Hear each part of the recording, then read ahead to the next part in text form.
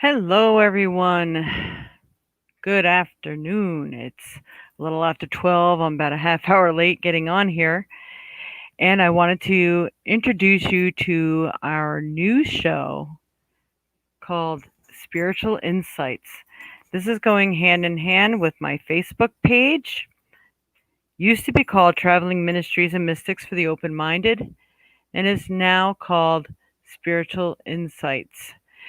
And it's a weekly wisdom for life, enhancing your life's experiences and knowledge.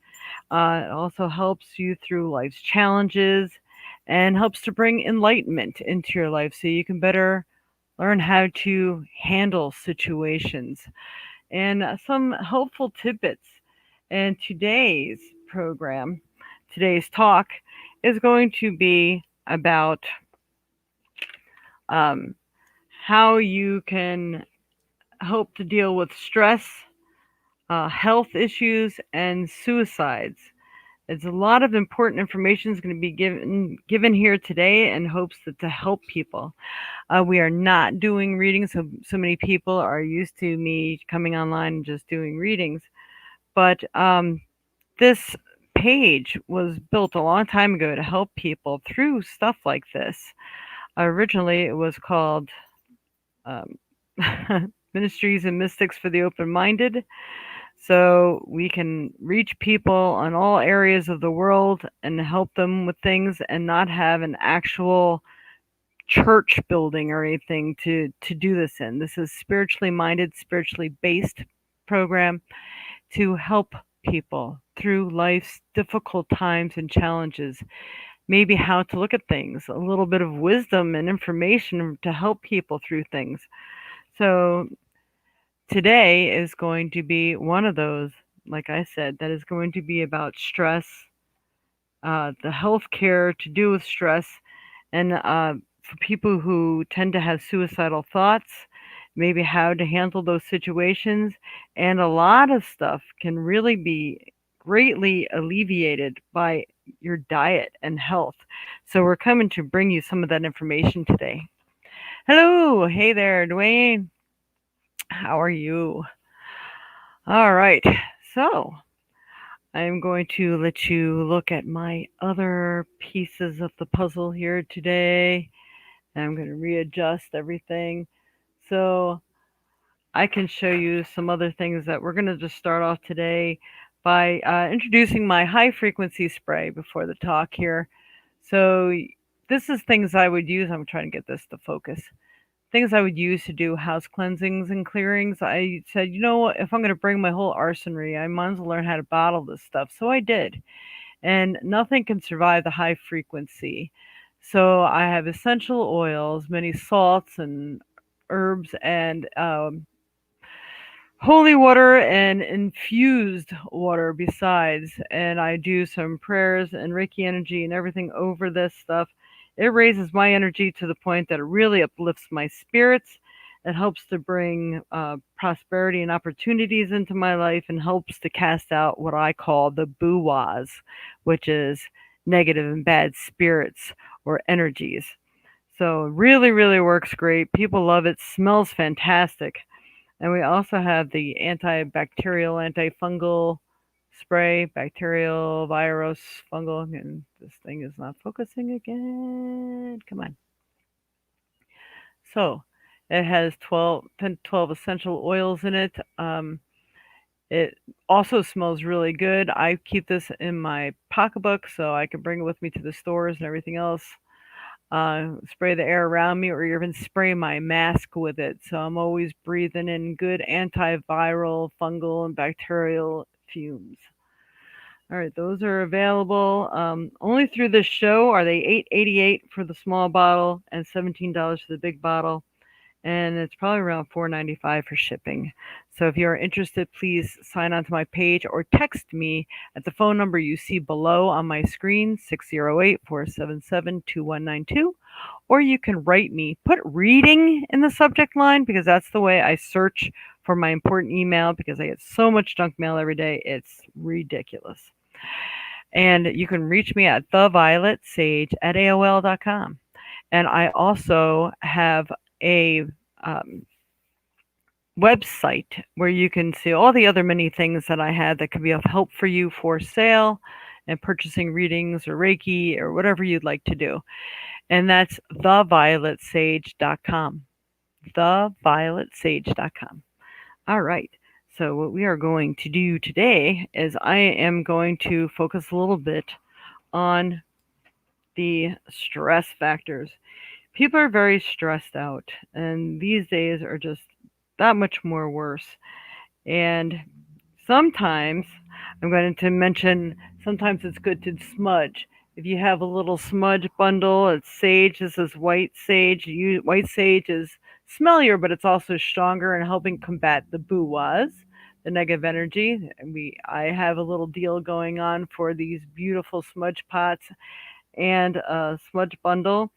I'm waiting on the pouches to come in now, trying to make them a little kit, and you can always question me about that later. That will actually help kills a lot of the bacterial and germs in the air too. Sage does. So I'm trying to help some people with some of that as well. What you can use that's natural to help you through things. There are certain stones that hold great vibes also. Selenite is a good cleansing and clearing. It helps remove blocks from your energy. So if you're taking on a lot of stuff, you have a lot of stress, you can use selenite to rub your temples with and anywhere you might have blocks or pain. You have to get the ones that are polished, though. That's the only thing you can rub on you. Otherwise, raw selenite is like fiberglass. It can actually char off into your skin into really little tiny fragments. So you want to get the polished ones. I have massage wands. I have those for sale as well. Like I said, you can visit my website or you can just contact me and question me, and I can tell you what I have that might help with any certain situation you might be going through. If you can wear a sunstone, sunstone's really good. It has that little glimmer and shine to it there. You can see that. Isn't that cool? Glimmer, shine. Sunstone is a stone that helps to bring encouragement, happiness, and many other good health factors to that as well. If you can get a piece and a pendant, you'll find sunstone can be really expensive. I guess it's harder to come by. But if you wear a medicine pouch, you can also wear it with you all the time instead of it being on a necklace or in a ring or something like that or earrings. I mean, male or female, you can always wear a pendant, amulet, or whatever with that in it. It helps to really uplift your spirits. Then we have, just want to make sure there's no dogs underneath me. Okay. They're getting tired of me being online today. I've been online for a couple hours now. And then we have chrysocolla. Chrysocolla or turquoise. Chrysocolla, sometimes is with blue and green. I believe it has like azurite in it, azurine, malachite, and maybe some other things. But chrysocolla is a very good calming stone. It helps you to relax. It's a good healing stone too. That's CHRYSO, no, SCOLLA, chrysocolla. And this is a fantastic stone. I wore this once when I didn't really need it. I swear the stone almost put me to sleep. So if you're having a hard time sleeping and stuff too, really great calming stone. And turquoise is another one. Turquoise looks a lot like this, and this is unpolished. The chrysocolla can be very beautiful with blue and green in it, and sometimes even red specks in there too, which bloodstone is really good for you also. But turquoise is a very calming and healing stone as well. And then we have our carnelian. Carnelian is also good for healing. Carnelian is good for prosperity. Hello, Dwayne. Hello, Ania. I love those stones. They are excellent helpers for sure. Yes, they are. Um, so carnelian is fantastic. So is citrine. So now citrine is a fabulous healing stone. Citrine is one of those stones to help energize and cleanse other stones as well. It's one of those stones that's not supposed to ever need cleansing or clearing, and it can help healing in undreamed of ways. I mean, I can look it up on my phone of all the things it's good for, but if you're able to watch this, then you are able to do a little stone search online and Google it. You'll find out all the different things it's good for. It's also a merchant stone, which means it's really good for prosperity and helping to bring opportunities into your life. So these are just some really helpful, useful tools that you can use along with. This is not a really good sample because it doesn't have a vibrant purple to it, but this is amethyst. Amethyst is also a calming stone, helps you be more connected to spiritual endeavors, more to your guides, guardians, and angels, more your spiritual thought form. Also, another good prosperity stone, too, which, many of us are stressed over prosperity, not feeling very connected or feeling that disconnect. So, these are some really useful items here. I always recommend that everyone get a sage bundle smudge stick, and what's called Palo Santo. Palo Santo is a wood, and it is a sacred wood. It smells really good when it's burned. It's hard to really get it burning because it's a nice dense wood, but it helps to clear your area, clear your mind. May even help to get rid of headaches as well. And I burned a piece of, you can see it's a little shiny there. I burned a piece of copal on that. Copal helps to clear your area too. And so when I burn them both, I have to hold something over it because the copal melts. It's a resin.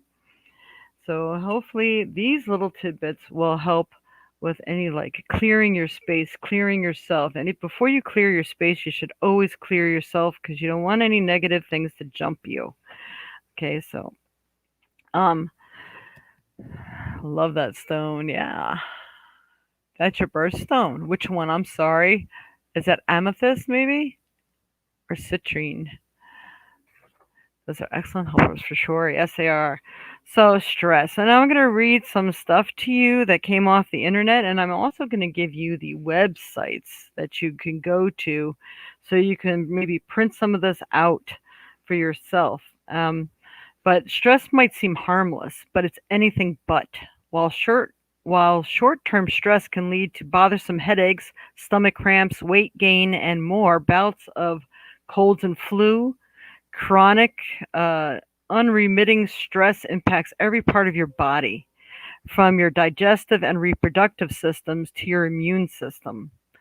Left unaddressed, chronic stress can even increase your risk for conditions such as obesity, type 2 diabetes, heart disease, depression, and anxiety, according to the National Institute of Mental Health.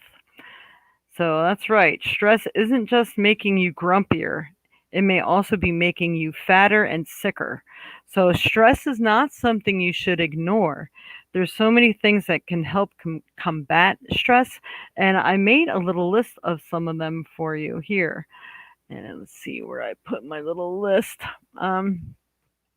And how your diet can affect stress levels for the better or worse, which brings people to that point of sometimes wanting to uh, commit suicide. If you do not have a handle on your health issues, it will certainly has the possibilities of sending you off the deep end. And you don't want that. So you really need to to help you. And let's see. I'm just trying to look at some of my paperwork here. What did I? There it is. So, health. Health is the key to all of this situation. Health, eating right, putting the right things into your body, omitting things that you shouldn't be putting into your body, or even just your environment if you can help it. So, again, if you have to be in certain environments that really bring your stress levels up, I encourage you about one of these sprays or keeping some selenite on you or wearing some of these stones that could greatly help the outcome of your day and how you feel and what you take on. A lot of people are empathic and don't even realize it, and they take on stress from other people and they're like, why am I so upset? Why do I feel sad? Why am I so angry when I'm having a really good day? And it could just be because you're picking up other people's stuff. So you got to be really careful about that. And, look up certain stones and amulets and things you can wear or sprays and things that can deflect you from taking on that energy, keeping it in its proper place. People, if they see that you're calmer or that you're intelligent, they tend to come to you to help them with all their issues. And then you become overwhelmed, and then they get mad that you're not helping them anymore. I mean, I have that situation going on myself right now. I mean, I help all I can, and I just get used up after a while. Everybody does. So that's you. Hey, Leanne, welcome. All right. So, how your diet can affect stress levels. Wait a minute. Let's see. We're going to go back here. Today, we're more stressed than ever. According to Gallup's 2019 Global Emotions Report, in the United States, 55% of the population reported feeling stressed during the day in 2018. Worry and anger also increased from 2017, with 45% and 22% of Americans reporting those feelings, respectively. For Everyday Health's United States of Stress story, of early 6,700 people were surveyed.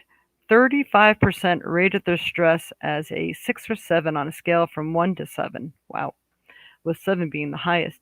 Over the past month, we've also asked respondents how they deal with stress, and among the variations, coping mechanisms, they could pick 22% of people reported turning to food.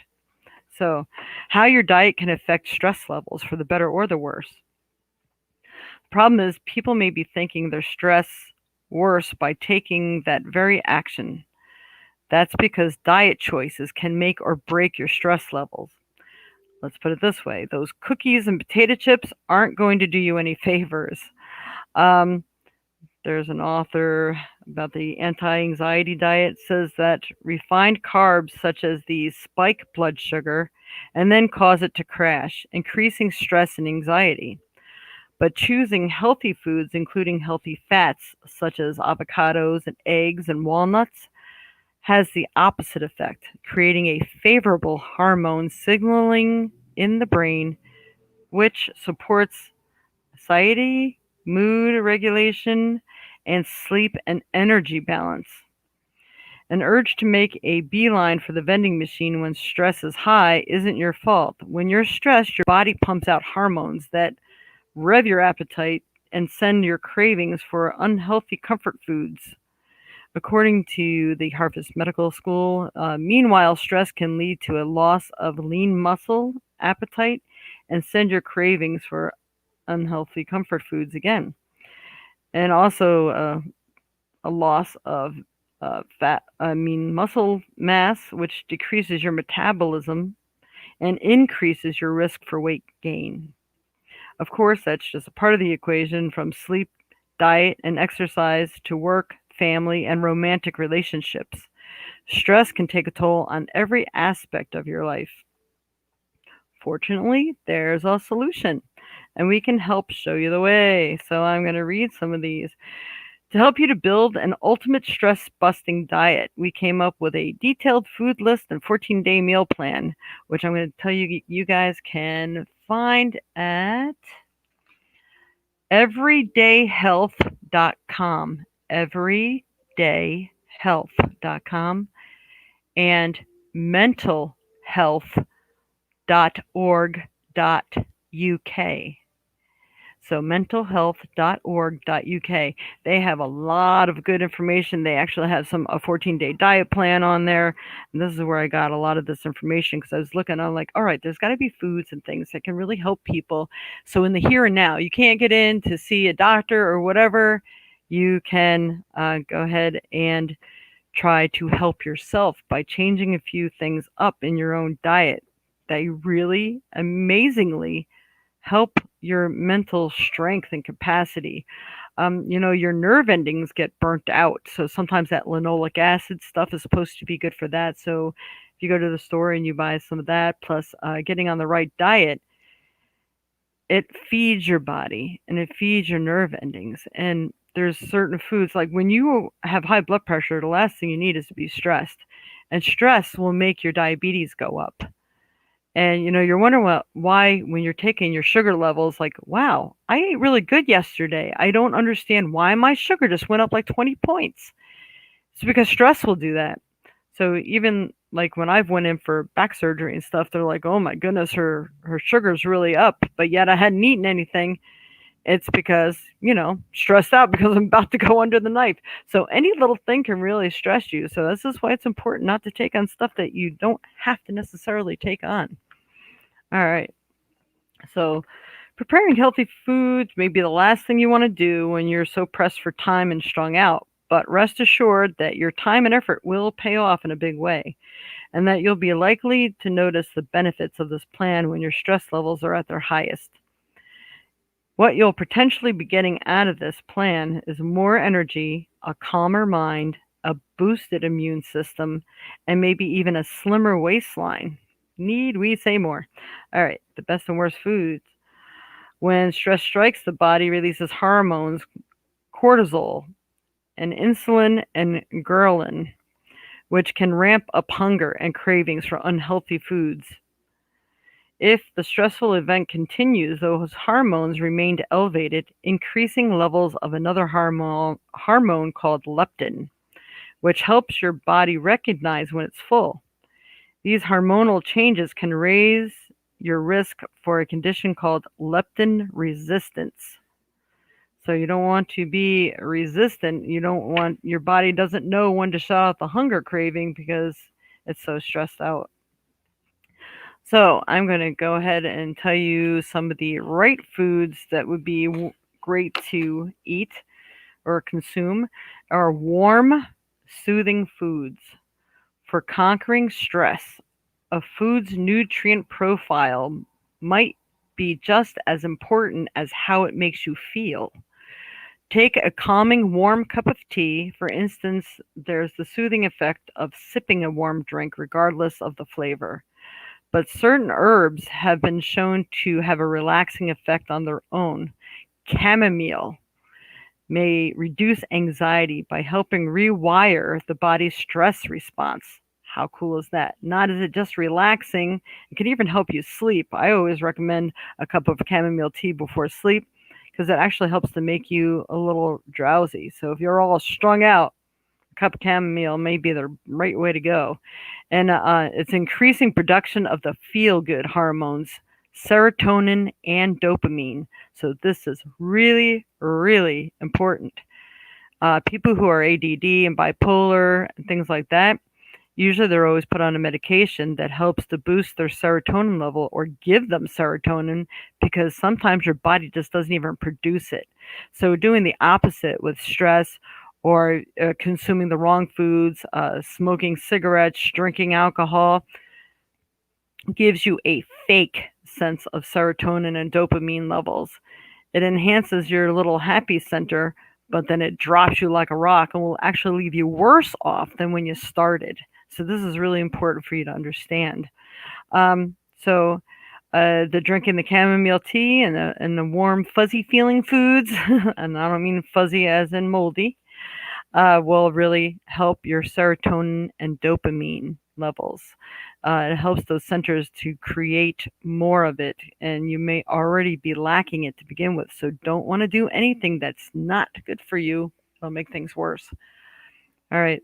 So I see a lot of people dropped off. They probably thought I was doing readings. All right. So you can always come back and check on this too, or record it. And then there's dark chocolate. Chocolate in itself, that's a great word for me.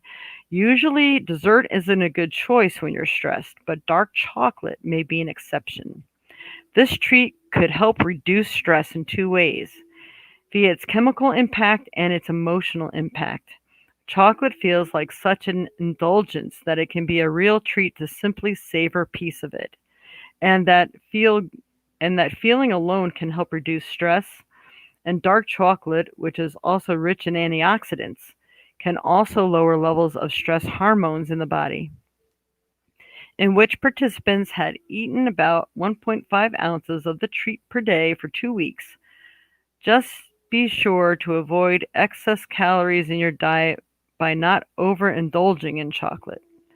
Keep serving sizes in mind with dark chocolate, as the calories can add up quickly. Stick to a 1 ounce serving or less of at least 60% cacao dark chocolate daily. Cacao, CACAO, is something that's found in the rainforest as well, and it's actually really, really healthy for you. So dark chocolate has that. So some people, you can actually buy that cacao powder without the sugar, or maybe sweetened with stevia or something, and then you can have as much as you want. I had purchased cacao to add in some of my health shakes in the morning, and yeah, I'm thankful for this. Yeah. So chocolate, good word up, right? So in diabetics, especially if you make your own chocolate, it's really not hard to do. I think you just need some coconut oil, the kind that does get hard. You can't do that liquid stuff that stays liquidy or it won't work. But the coconut oil, uh, natural cacao or chocolate powder, and some people do it with honey, or they sweeten it with dates and put some almonds in there for some good protein kick. I've made some and it was just out of this world. Some people added the real maple syrup to it, but you can also add stevia, monk fruit, and there's a couple other things that you can add that are out there that are much better for you than real sugar. And definitely do not use aspartame. No sweet and low and stuff like that, because that actually can shut down parts of your body. And if you are doing artificial sugars, that can also be creating stress too, because it greatly affects your mind and special functions in your body. I heard that if an airplane pilot drank so much as one diet soda a day, they weren't allowed to go up because it throws off their equilibrium. That's just to show you just how important that is. Okay, so they also say whole grain carbohydrates are good. Low carb keto diet followers take note. The right carbs can act as a stress buster. According to MIT, carbohydrates can increase levels of serotonin, a chemical in the body that helps boost mood and reduce stress. More serotonin means more concentration and more productivity, and a more productive workday. But picking the right carb is crucial and critical. Refined carbs, such as chips and cookies and crackers, are tied to inflammation, stress, and depression. Mm. And these carbs may also raise your blood sugar and blood pressure, straining your heart health and, let's see, cardiovascular disease, and lead you to overeat later in the day. Other researchers suggest complex carbs, on the other hand, can do wonders for yourself and your stress levels because they digest more slowly and keep blood sugar levels more even. And sources of complex carbs include sweet potatoes and whole grains, such as whole grain bread, quinoa, brown rice, and steel cut or old fashioned oats. I myself eat oat bread and oat bran bread. It's really, really good. And you could just look up recipes online because it takes a special hand to make quinoa in different ways too, to make it taste good. And then bananas. Bananas, isn't that an awesome thing? Bananas really help. For a quick pick me up, skip Starbucks and reach for a banana instead. The yellow potassium rich fruit contains the mood boosting chemical dopamine. So, dopamine, really good for you, along with magnesium. And magnesium, if you ever get those cramps at night and you can't sleep because, you're having muscle spasms, it's not only potassium that your body needs, but it's magnesium. And a lot of people who are on diets will suffer from a lot of cramping.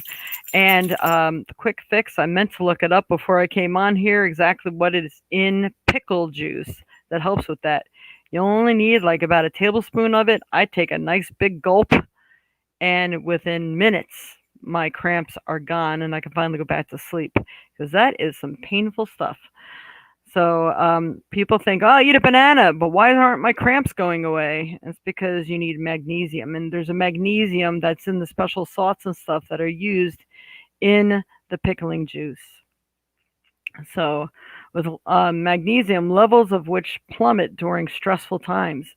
They also found that magnesium deficiency increased depression and anxiety symptoms in mice. Bananas are furthermore a rich source of vitamin B vitamins, such as vitamin B6, which helps the nervous system run correctly and can decrease stress and fatigue. And they look at the high dose of B complex vitamins also help. The potassium banana offers can help lower the high blood pressure too. Can also, that's nice. I'm reading this while you guys are getting it too, so some of this is news to me. I just knew it, but I didn't always know why. And fatty fish. And the reason why fatty fish is because fatty fish has those omegas in it, which are great for your heart health as well. And if you're all stressed out and your blood is pumping and it really needs that heart health. So fatty fish, stress can tax the heart, but nothing but noshing on fatty fish can help strengthen your ticker and boost your mood to boot. Healthy heart omega-3 fatty acids in whole fish like tuna, halibut, salmon, and sardines may help ease depression. That's cool. Lowering overall stress and anxiety is another possible benefit. So eat that fish. Fattier the fish, the better. See, someone's finally telling you eat fat. And water. Water is the root of all health. Your body is made of like 98% water. It's liquid. Your body cannot be dehydrated or things will not function properly. You won't flush. You won't detox. And people who are diabetic, that is ultimately the worst thing you do is starve yourself of water. And not liquid, not alcohol, not juice, water. Water, water, water. Need water. So tea can help bring you more water. But you don't want a tea that's like packed full of sugars either, but a good healthy tea, maybe one that you make yourself. And water will also, it helps when people have back problems. You're so dehydrated that your nerves and everything shrinks, and then your discs can compress, and it's a mess. You really need to keep all your veins and your muscles flexible and hydrated. Very important. Looking for a quick, simple way to ease stress? Fill your cup of water and sip away. The importance of hydration during stressful times is well documented. Even mild dehydration can increase cortisol levels, which contributes to increased stress, as described in another study. While drinking enough water will not make your stressors vanish, taking this step will help to set your body up to handle stress when it does occur. The average woman needs about 2.7 liters of water per day, while the average man needs about 3.7. About 80% of that hydration should come from beverages, whereas the remaining 20% can come from food. Cool. And then milk. Milk. Now, have you ever noticed? I don't understand what's going on with the counter of viewers. It says that I am the only one on here. I have 4 people, and it could be that they're on YouTube too. So don't worry. Don't worry. Be happy now. Anyway, if you guys think this is boring, it is not. People really need to know how to handle stress. And you know what? I'm getting to the best part. Maybe I should cover this before I go over any more foods and stuff that can help you. This is really an important video to watch if you watch anything at all, because this kind of covers everything mentally. Your mental state is like everything. For people who are considering suicide, on a spiritual level, if you commit suicide, you shorten your life's purpose and experiences of what you came here for, and it means that you did not learn how to overcome what's going on. And you must have missed something along the way that may have got you in that position in the first place. So, you will come back here and do this again. So don't think you're escaping what's going on because you're only going to be made to come back here and do it again. Do you really want to live this hell whole world all over again? I do not think so. So you need to learn to do it right. Get in with a counselor. Do whatever you have to do. Get on some of these regimens. Try whatever you need to try to make yourself feel better. Escaping that way is not the answer. That is not going to help you. I'm promising you. And some of the people who do that, well, actually, most all people who take their own life, it is like the worst thing you can do, or the biggest sin, or whatever you want to call it. Your body is your vessel. It's something that you're supposed to be maintaining, and it is a gift. And when you do this, you get stuck in limbo. Limbo is not a fun place. They say for some, limbo makes you constantly relive that moment over and over again until you decide to do something different. But it's like you're not going to know that's what it's going to take to get you out of it. But maybe you'll have that sense of, God, I feel like I've done this before. Maybe I shouldn't be doing that this time. I have to try something different. You can be stuck there forever. You can be stuck there for a really long time. So you're not going to move forward. You're not going to move on. You're not going to get any happier in limbo. I can guarantee you that. So really, you have to learn how to manage your stress factors, which is why I feel this is so important to cover this today. It affects you spiritually. Every part of this is going to affect you spiritually. No matter what you believe, whether you believe in God, the universe, I mean, there is universal life force everywhere. Everything binds and holds us together. We are all linked as one. We're one with the trees, we're one with the animals, we're one with the grass, we're one with each other. So what each of us does ultimately affects the other ones. That's why it's important that you don't always drag other people into your drama if it's not necessary. You can ask them for help, but you also need to respect them if they can't help you. And at the same time, you don't want to not ask for help either, because maybe it's that person's divine purpose to learn how to be the giver, not the taker, and assist you. And maybe their role in trying to help you helps them to learn how to problem solve. We are all here to learn how to problem solve. This is really, really important stuff. Yeah, they say, Dwayne says, they also say that in limbo we go through a cleansing by fire. Yeah. Burn in the dams of hell. For some people, if they don't learn over and over and over again, there may be times, I don't know if they just give up on that soul or not, but they do say many of us are made up, our soul is made up of like 5 different spirits or 5 different souls. So you can have, like you have a doctor, an analytical side, and you have a lover side, and you have a joy guide side.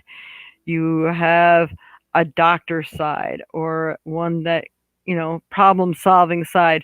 And if one of those souls is out of sync with the other ones, it causes havoc. So they all have to try to feed each other, help each other, mend each other. So it's not fair. You're not just dealing with one personality. We all have at least 5. So, this is a lot of information, and I hope some of you taking notes.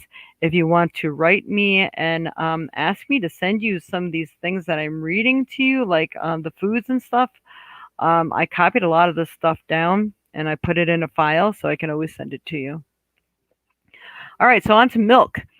Now, I go, and I love ice cream. Of course, the sugar factor isn't good, especially being I'm diabetic, but that is my comfort food. And my dogs love it too. Matter of fact, when my dogs lick ice cream, they close their eyes like they are in ecstasy. They are so cute.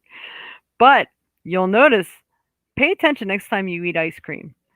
Now, they tell you to drink warm milk before bed because it really helps you to sleep. It relaxes you, right? So what do you think happens to ice cream after you eat it? It goes in your body and it gets warm. It creates warm milk. So then I always feel like I want to go to sleep after I eat ice cream. First, I've been satisfied, and second, the warm milk effect. So it's like your mom might have been onto something when she made you drink all your milk at dinner table. Turns out calcium might not only strengthen your skeleton, it could also brighten your mood. But don't forget that milk also has a fatty substance to it, so the lower fat content, the better. If you're a big milk drinker, that helps to clog your arteries and gives you the wrong fatty substance. Which, what happens if you put your heart and your arteries under stress? It will in turn stress you out and raise your stress levels. But it's being that it can brighten your mood, found that Korean women who consumed at least calcium reporting feeling the most depressed, the least calcium. Milk and other dairy with calcium and added vitamin D can help muscles relax and stabilize mood.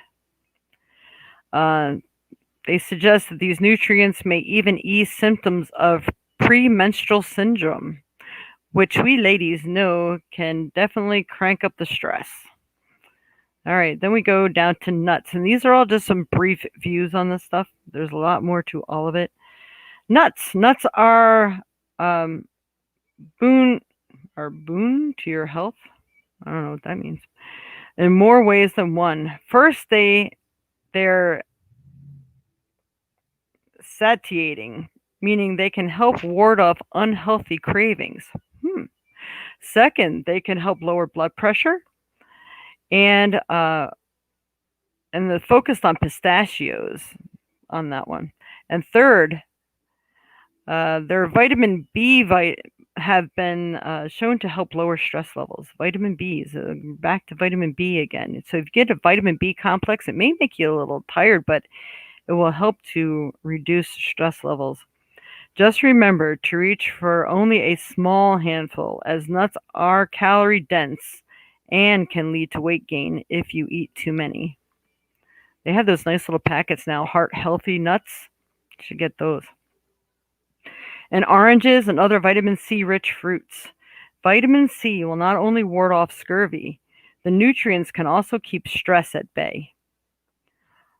One small random double-blind placebo-controlled studies published, okay, whatever that means, found that when people took 3,000 milligrams of vitamin C in a slow-release formula each day, their cortisol levels and overall stress decreased.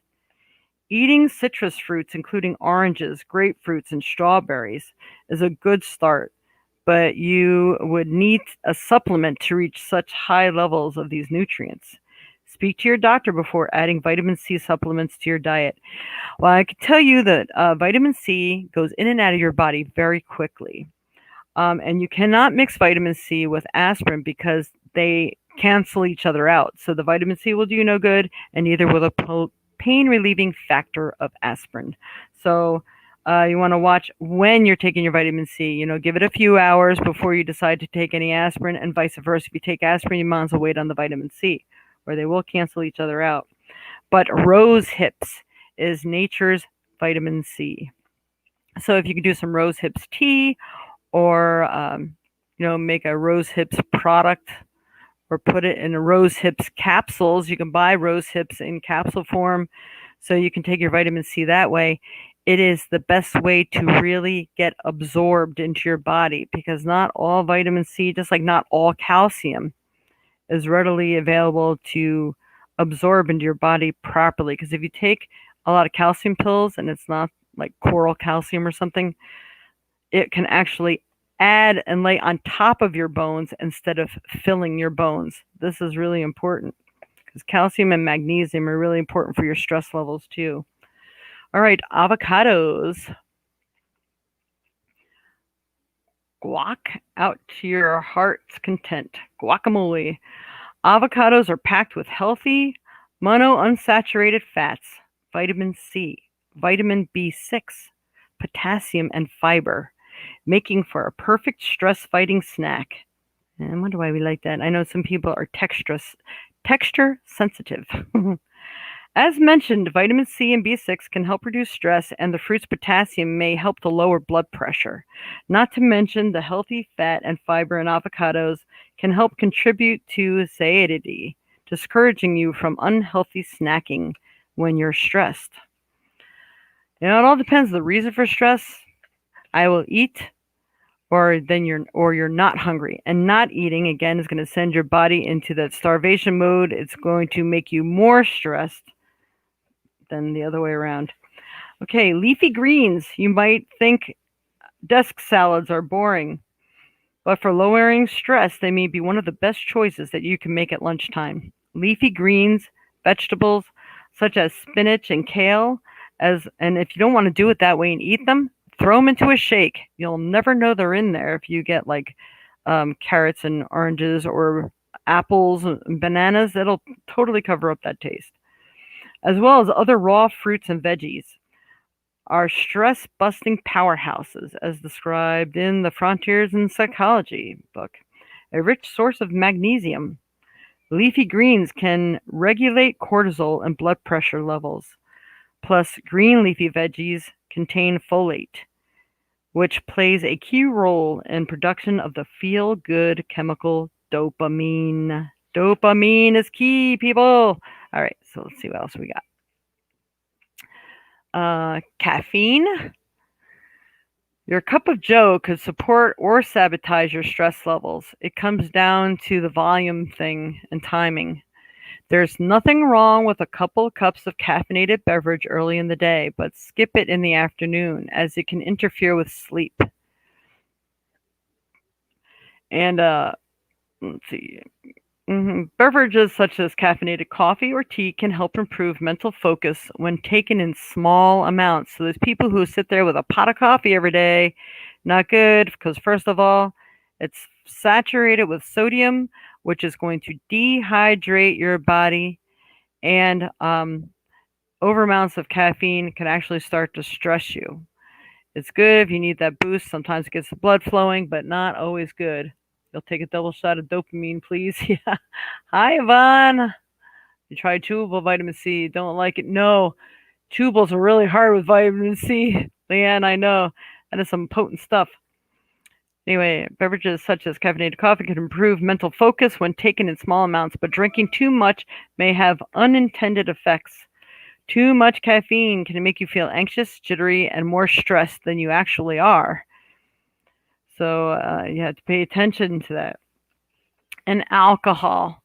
Be mindful of your alcohol intake, as it could similarly help you hurt your stress levels.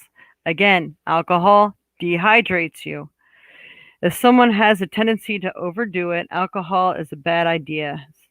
When stress is an ongoing issue, which it is mostly for most of us these days, and someone continues to turn to alcohol to calm their nerves, it can actually contribute to a feeling of depression and make stress more difficult to manage in the long run. Clearview treatment programs note that it's better to abstain from alcohol if you're feeling depressed or think you can lean on it too much. It's also important to note that alcohol can be a major contributor to many chronic health conditions. They found out that drinking alcohol is one of the leading causes of death and disability worldwide. Wow. Refined sugar, big no-no. Avoid taming stress with sugar. Where is that piece of cake? They have great cake recipes that are paleo-friendly and adding the sugars like stevia and stuff instead. So the refined sugar, which is the kind in cookies, cakes, and candy, causes blood sugar to soar and then quickly drop, often described as a crash. This is the opposite of what you need when your stress levels are high and your energies are low. They found that increased intake of refined sugar may also raise the risk of depression. So it's not good like we think. All right, so I did something on the smoking. They got like 2 pages of stuff on smoking. Smoking and stress. The idea that people smoke cigarettes to help ease the signs and symptoms of stress as self-medication. Stress is very common, and affecting us as we all are unable to cope with unwelcome pressure. It can cause physical symptoms like headaches or breathlessness, as well as making people feel irritable, anxious, or low. These feelings can alter our behavior, and feeling stressed often makes people drink alcohol or smoke more than usual. Long term stress is also related to anxiety and depression. Smoking and anxiety. Research into smoking and stress has been shown that instead of helping people to relax, smoking actually increases anxiety and tension. Nicotine creates an immediate sense of relaxation, so people smoke in the belief that it reduces stress and anxiety. This feeling of relaxation is temporary and soon gives way to withdrawal symptoms and increased cravings. Smoking reduces nicotine withdrawal symptoms, which are similar to the symptom of anxiety, but it does not reduce anxiety or deal with the underlying cause. Smoking and depression. In the UK, smoking rates among adults with depression are about twice as high as among adults without depression. People with depression have particular difficulty when they try to stop smoking and have more severe withdrawal symptoms during attempts to give up. Nicotine stimulates the release of the chemical dopamine in the brain. Dopamine is involved in triggering positive feelings. It is also found to be low in people with depression, who may then use cigarettes as a way of temporarily increasing their dopamine supply. However, smoking encourages the brain to switch off its own mechanism for making dopamine, so in the long term, the supply decreases, which in turn prompts people to smoke more. So because when you don't smoke, your dopamine levels are like gone. Smoking also robs your body of oxygen, and oxygen to the brain, oxygen to the blood, which that's why they don't like it when you're going in for surgeries and you smoke. It actually decreases your ability for your body to heal itself because it simply doesn't get enough oxygen, and it shuts down other things and actually can also dehydrate you. Most people start to smoke before they show signs of depression, so it is unclear whether smoking leads to depression or depression encourages people to start smoking. The most likely explanation is that there is a complex relationship between the two. Smoking and schizophrenia. Can we watch replay too? Yes, you should be able to save this and download it as well. Once this is done, I don't know, you might even be able to replay it now if you're on Facebook, and I think you are there. Yeah. Irritable? I'm not irritable. Yeah, okay. Smoking and schizophrenia. People with schizophrenia are 3 times more likely to smoke than other people, and they tend to smoke more heavily. And that is true. I have a neighbor who suffers with this, and oh my God, trying to get her not to smoke is, whew. And with the health issues, it's really important not to smoke. One of the most common explanations of this is that people with schizophrenia use smoking to control or manage some of the symptoms associated with their illness and to reduce some of the side effects of their medication. Recent studies have shown that there could be a causal link between smoking and schizophrenia. However, there are various factors which may increase the risk for developing schizophrenia, and further research is needed to fully understand the link in causal pathways. Does smoking improve mental health? Although many people with medical health problems say that they smoke to reduce their symptoms, they usually start smoking before their problems begin. Heavy smoking does not necessarily lead to fewer symptoms of mental health problems in the long term. Any short-term benefit that smoking seems to have are outweighed by the higher rates of smoking-related physical health problems, such as lung cancer, that are common in people with mental health problems. Now, there's a whole thing on ways to help you quit. I mean, this is all really important stuff. Before I go on to the ways to help you quit, just want to tell you something I learned by talking to a counselor about depression. And even when it starts, even as a child, It could be, when you complain to your mom, or you know how babies fake cry to get their way. But your brain actually builds a bridge. Yes, it builds its own bridge to other receptors. So you trained your brain to automatically fake or overreact to things because you in the past have gotten an emotion backed demand um, satisfied. So that helps people to react badly, and it's hard to unbuild that bridge because your nerves literally build a neural pathway to your reactions to things, because over time you built that bridge by how people satisfied you, which is why it's so important that you don't satisfy your children's wants, not needs, but wants. When they cry for, well, no, I want candy, I want this, just to shut them up, you give them something. Well, you are helping them build that bridge to a very dysfunctional adulthood. So it's really good that you tame these structures early on in life because they really do build neural pathways. And then people become bipolar and manic depressive and everything else because see if you can go back to your childhood and see how these things could have occurred and they weren't corrected for a long time or something. I mean, I know a whole family that's this way because, as children, they were really spoiled. And as they got older and a new child entered in, now they're not getting that attention anymore and they are reacting to that. And it's very hard to control. And then we get on medications, and now what medications do to your body, it's a very vicious cycle. So if you can nip things in the butt when you're younger, much, much better, much better. Okay. Okay.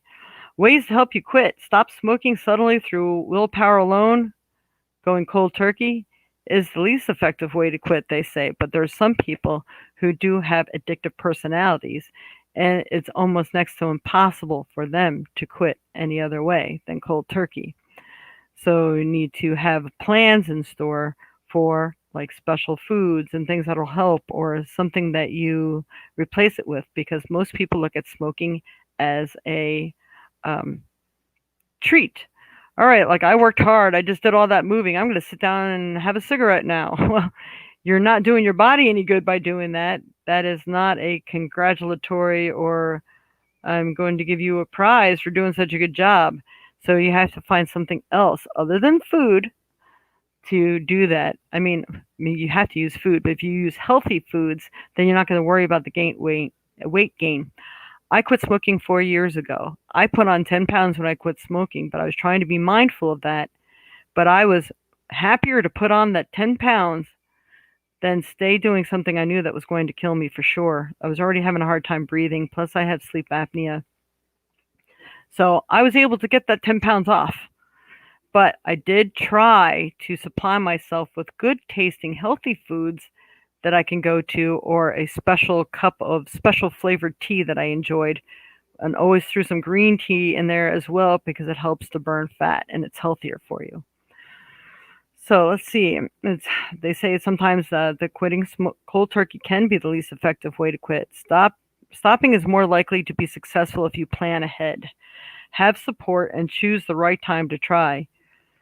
Your attempt is less likely to work if you're feeling unstable, experiencing a crisis, or undergoing significant changes in your life. But at the same time, there's that emotion back demand to experience something down. It's almost like your psyche talks to the universe to create havoc in your life so you have an excuse not to quit smoking. It's called self sabotage. So in this case, it's hard to say, wait until there's a better time when you're not so challenged. I quit smoking when I was moving, and it wasn't a happy move for me. And when I moved in, the girl turned out to be a bad alcoholic. And the very next day, it took me 3 months to move in. The very next day, I had to turn around and move out. That's the reason why I ended up having to have back surgery. But I still refuse to smoke because I know lower forces try to keep you under their thumb. They try to keep you in place. They're going to throw everything they can at you to make sure you don't succeed on bettering yourself. So please keep that in mind. On a spiritual level, that's how that works. But to prepare for change, think about your relationship with smoking. Understand the effects that it has on you and that can boost your motivation to quit. Think about all that you will gain by not smoking. For instance, better physical health, fresher breath, improved concentration, and more money in your pocket to spend on other things. You may find it helpful to write this down as a reminder of why you want to stop. Finding other ways to cope with stress because smoking is often used as a way of coping. Smokers need other ways of dealing with stress, anxiety, and other problems if they want to stop smoking. Methods that have found helpful include meditation and breathing exercises, regular exercise, cutting down on alcohol, eating a well balanced diet, acupuncture, and clinical hypnosis, counseling, and talking things through with a supportive friend or family member, and religious or spiritual activities can also help. You know what? I'm gonna. I have this. I want to put down my little list of some of the things. Oh, there it is. There's a little list that I'm going to put on view here so maybe you can see them at the same time. Stress and health and suicide information, helpful foods, warm milk, bananas, dopamine, whole grain carbs, fatty fish, water, dark chocolate, stress fighting, pantry supplies. We'll have to go through that. If you can freeze frame this, I'll show you another side of it. Whole grains, brown rice, pasta, whole grain pasta, quinoa, barley, farro, whatever that is. Oats, old fashioned or steel cut oats, dark chocolate, 60% cacao or greater. Unsalted nuts, especially almonds, walnuts, cashews, and pistachios. Seeds, pumpkin seeds, sunflower, flaxseed, chia seeds. They're good to throw in drinks because it rehydrates you. Decaffeinated tea, especially black tea, green tea, and chamomile. Really great for stress. And fresh stress busting ingredients: fatty fish, salmon, tuna, mackerel, trout, and sardines, fat free or low fat milk, yogurt, sweet potatoes, leafy greens, avocados, berries, oranges, red bell peppers, bananas. Now, if you are somebody who suffers with arthritis and things, bell peppers may not be good. They actually have nightshades in them. All nightshades are bad for people. And if you suffer with major headaches, migraines, they say wine, peanuts, and bell peppers are big contributors to that. So you might want to stay away from those, even though they're helpful in other stress factors. All right, leaving that here. Uh, you do so much better when you're around other people when it comes to smoking, but when you're alone, not so much. This is why it's helpful to create a diet. You know, maybe you should take up cooking. And when people who are alone, you got to tap into creative abilities. It really, really helps. All right, so making changes takes time and effort. Progress is often slow. Be patient. You may not be able to control all the factors that contribute to your stress, but identifying the source of your anxiety and trying to find ways to overcome it are as important as finding new ways to cope with it. Getting support from family and friends. Stopping smoking can be easier if you talk about it to family and friends and let them support you. If other people who live with you smoke, it may be harder for you to give up. You could try to get an other household member you could try to get other household members who smoke or your friends who smoke to stop smoking at the same time. At the least, encourage them not to smoke around you or leave their cigarettes, ashtrays, or lighters where you will not see them. Avoid triggers linked to smoking. The mind is very sensitive to associations. So, the more things you associate with, like my father was a heavy smoker. He went to the bathroom, he smoked. He made his first cup of coffee, he smoked. He had a drink, he smoked. He ate food, he smoked. I mean, literally every darn thing. He finally sat down, he smoked. So it's like changing habits.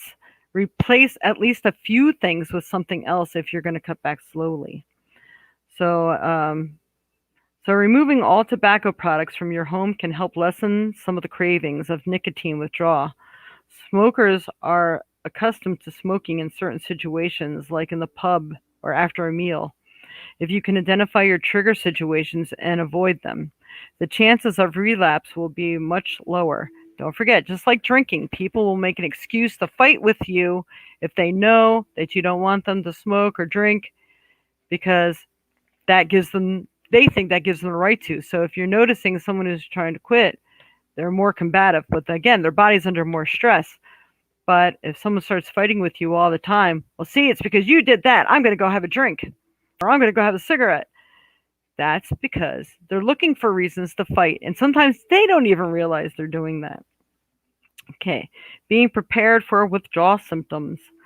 Likely withdrawal symptoms include headache, nausea, irritability, anxiety, craving cigarettes, feeling miserable, difficulty in concentrating, increased appetite and drowsiness, drinking more fresh fruit juice or water, eating more high fiber foods, and reducing the caffeine and refined sugar in your diet all help some people cope with withdrawal symptoms.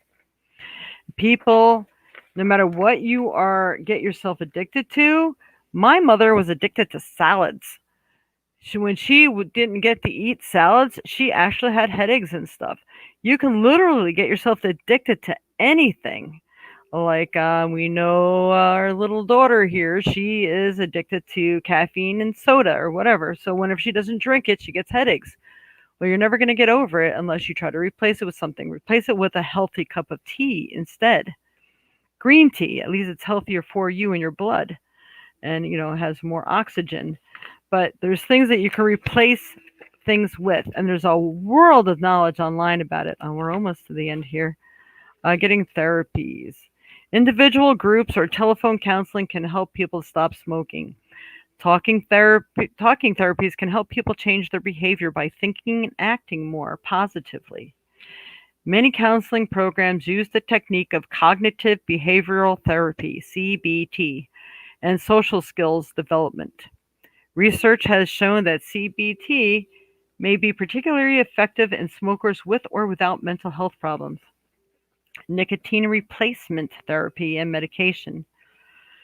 Nicotine replacement therapy, NRT, antidepressants, and other medications have all been shown to help smokers without mental health problems to stop smoking, and they may also be helpful for people with depression and schizophrenia. NRT appears to be more effective when combined with talking therapy.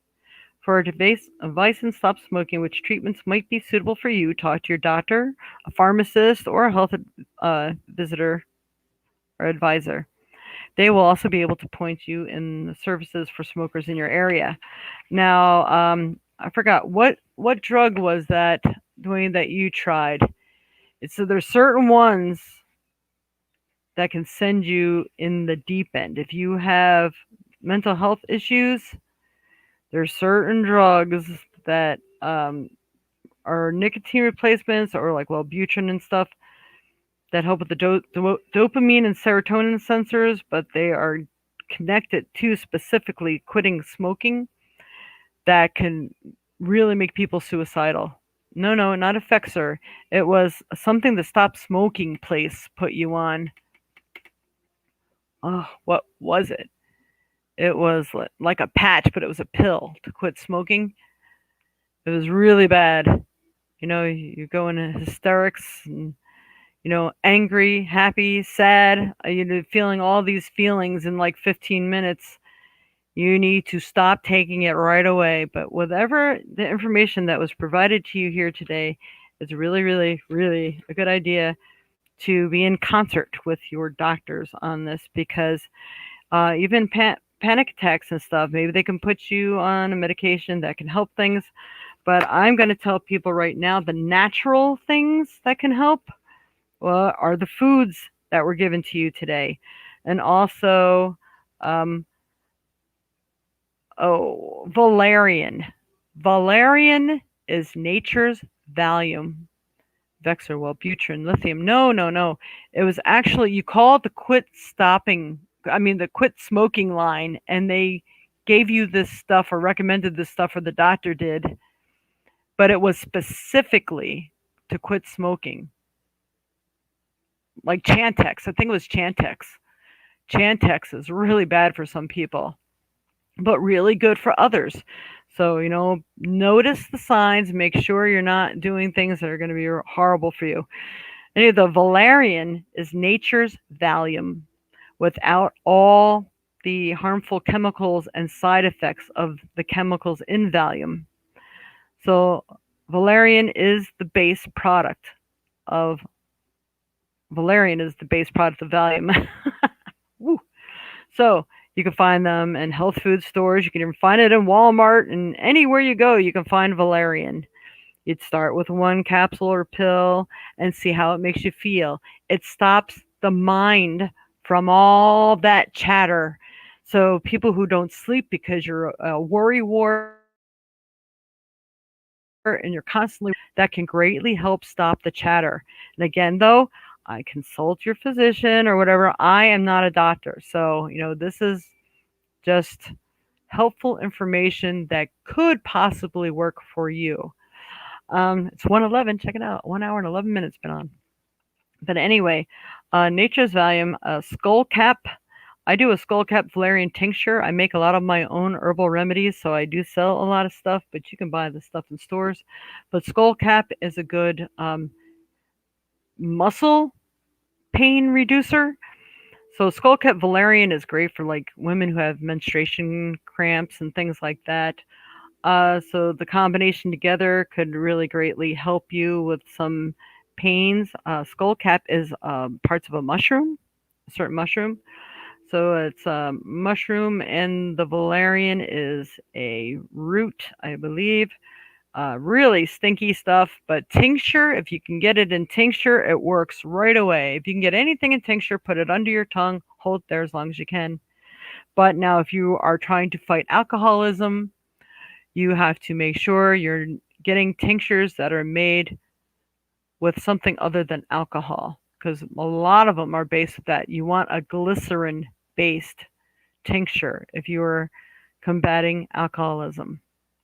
So yeah, Chantix, that's that stuff that was nasty. You can name off the whole list of drugs here.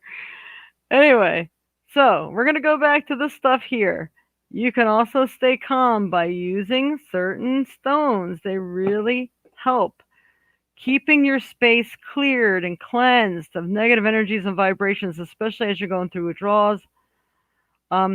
Taking baths, CBD oils, things like that. I mean, check out. I mean, I think all the states have a medicinal CBD now, but because there's CBDs that do not have any THC. So for those who are afraid of that, you get the zero THC.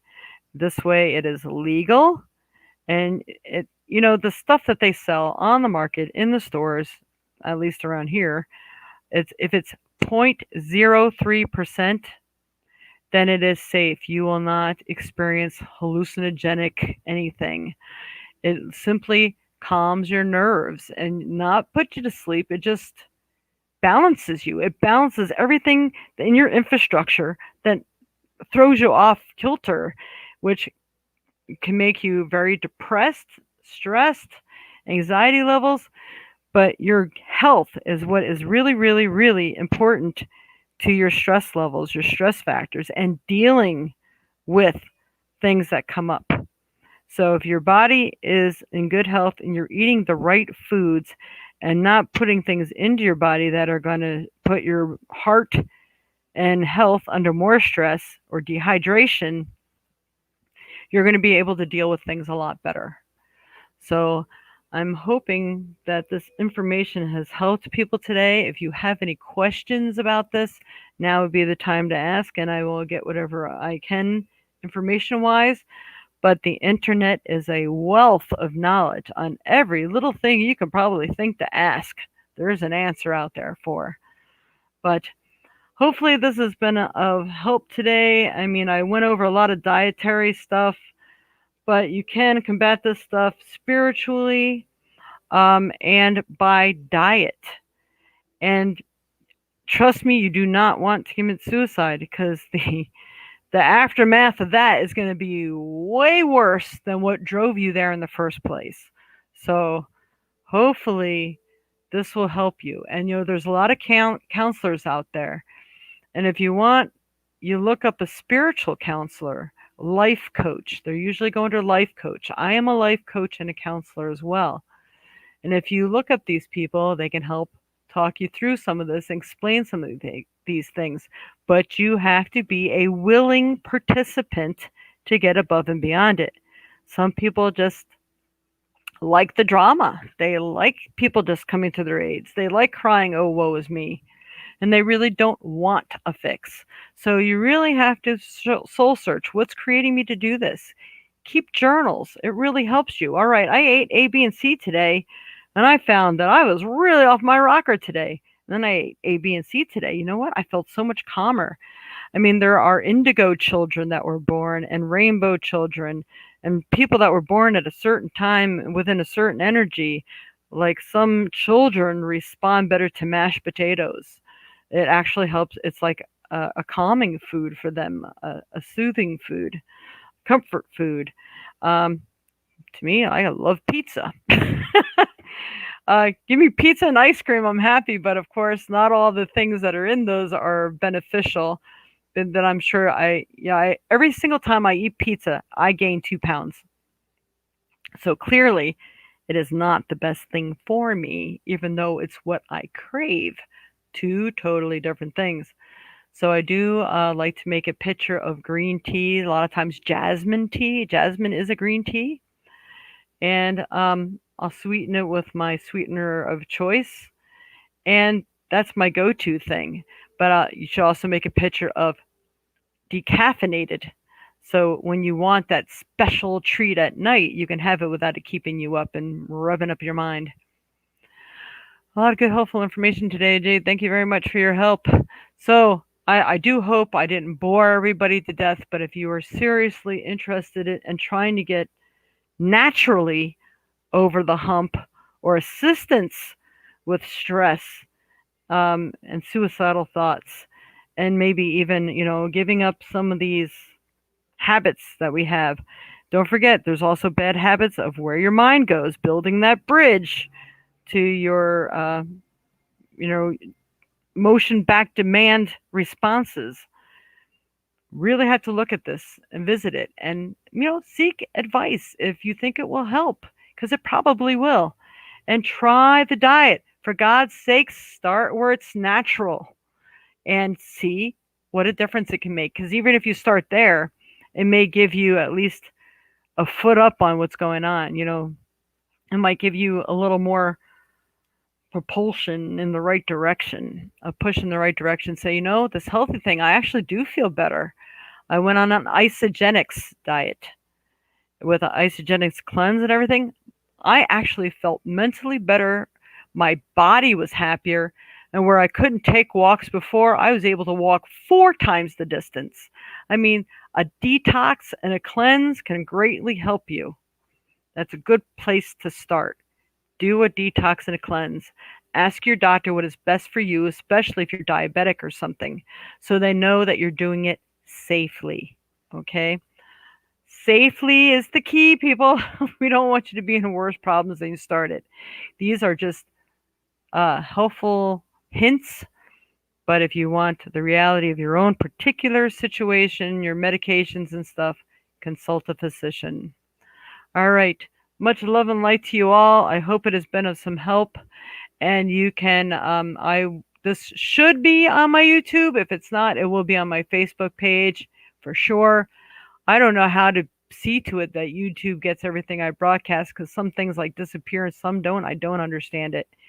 But this is going to be downloaded, saved, and recorded, and it will be on my profiles here. So much love and light to you all. I hope it's helped, and we will see you again soon. And we will have another talk on, I don't never know what until that day when Spirit talks to me.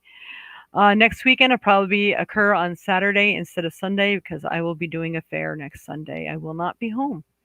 All right. Much love and light to you all. Have any questions? You have my email and number below where you can text.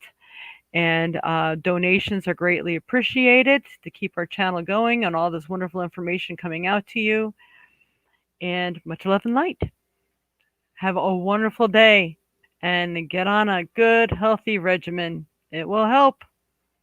Try something you haven't tried before, and you'll be surprised at how wonderful the results will be. Namaste.